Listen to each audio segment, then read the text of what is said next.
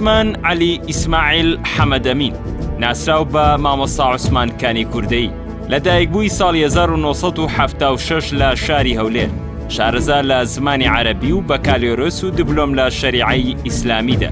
ماوەی 24 ساڵە پێشنوێژ و وتارخوێنە لە وەزارەتی ئەوقاف.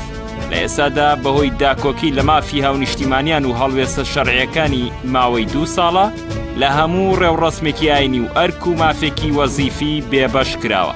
بەرپرسی نووسینگەی ئەولێری ناوەندی زانایانی کۆمەڵی ئیسلامیە، مامۆستایە لە بنکەی دارولحەدیث لە پارێزگای ئەولێر.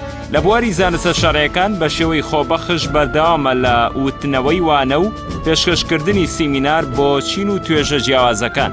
لەدایان بەرنامەی کەناڵە ئاسمانی و لۆکاڵیەکان میوانداری کراوە و ماوەی 2 ساڵیش زنجیرە بەرنامەیەکی شەرعی لە کەناڵی بانگەواز پێشکەش کردووە. لە دیداری چۆنێتی پێگەیاندنی باخوازان لە وڵاتی سعودیە لە ساڵی 2016 بەشدار بووە. لە دیداری زانایانی عێراقی بۆ لێکۆڵینەوە و ناساندنی زانایان لە عێراق ساڵی 2015 بەشدار بووە. دیداری جیانی زانایانی ئیسلامی لە کۆماری ئیسلامی ئێران لە ساڵی 2014 بەشداری کردووە.